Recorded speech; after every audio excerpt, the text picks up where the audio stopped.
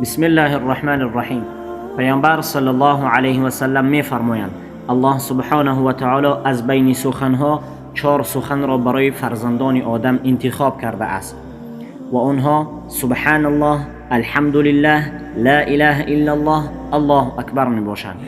پس اگر شخصی بگوید سبحان الله، الله سبحانه و تعالی برایش 20 ثواب می نویسد و 20 گناهش را از نامه اعمالش ختم می زند.